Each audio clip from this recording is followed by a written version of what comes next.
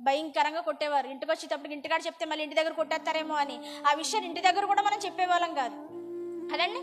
కానీ ఈరోజు స్కూల్లో టీచర్ ఒక మాట అంటున్నాడు అని అంటే ఇంటికి వెళ్ళిపోతాం, మనం చెప్పేస్తాం.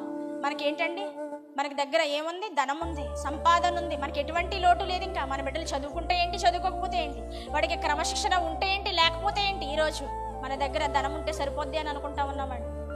వాడు భవిష్యత్తులో మంచి స్థితికి వెళ్ళిపోతాడు, ఇక ధనం ఉంది కదా అని మనం అనుకుంటున్నాం. కానీ జ్ఞానం లేకపోతే ఆ ధనం కూడా మన దగ్గర నిలబడదండి. దాన్ని ఎలా ఖర్చు పెట్టాలో కూడా అర్థం కాదు, అర్థమవుతుందండి. దాన్ని ఎలా ఉపయోగించాలో కూడా అర్థం కాదు. ఒక వస్తువుని ఆ జ్ఞానం లేకపోతే దాన్ని ఎలా ఉపయోగించాలో కూడా అర్థమవుతుందో చెప్పండి. ఆ జ్ఞానాన్ని నేర్పేది ఎవరు?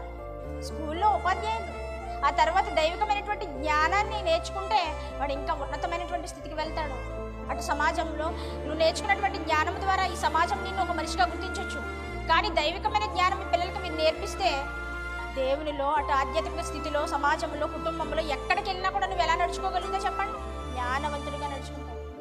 ఈరోజు చదువుకున్న వాళ్ళకి ఏమన్నట్లేదు చెప్పండి? కామన్ సెన్స్ ఉండట్లేదు. ఎక్కడ ఏది మాట్లాడాలో తెలియట్లేదు. ఇదిగో ఏది మంచో ఏది చెడో ఎక్కడ నేర్పిస్తారు చెప్పండి? దేవుని పాదాల దగ్గరికి నీ బిడ్డల్ని పంపిస్తే దేవుడు బోధింపజేస్తాడు బోధకుల ద్వారా. కానీ ఈరోజు ఆ బోధకుల మాట వినకోకుండానే చేసేస్తున్నాడు ఎవరు? సాతాను. మీరు చెప్తే మేము వినేదేంటి అనేటువంటి పరిస్థితుల్లోకి వెళ్ళిపోయిందండి. ఒక బోధకుడు కానివ్వండి, ఒక సువార్థికురాలు కానివ్వండి, బోధిస్తున్నారు అని అంటే వాళ్ళ సొంత మాటలు బోధించరండి, దేవుని యొక్క మాటల్ని బోధిస్తూ ఉంటారు. ఇప్పుడు బోధించమనేటువంటి దేవుడితో వచ్చినటువంటి తంట ఏంటో తెలుసండి? బోధించకపోతే ఆయనతో బాధ, బోధిస్తే మీతో బాధ. ఏమండి, మీతో బాధ ఉన్నా పర్లేదండి, ఎవరితో బాధ ఉండకూడదు? మాకు దేవునితో ఉండకూడదు. దేవుని మాట శక్తి గలటువంటి మాట. ఆ మాటలను తిమోతి నేర్చుకున్నాడండి. బాల్యం నుండి ఏం చేశాడంట? ఉపదేశించారంటండి తల్లిదండ్రులు. ఎటువంటి కష్టం వచ్చినా, నష్టం వచ్చినా, ఎటువంటి ఉపద్రవాలు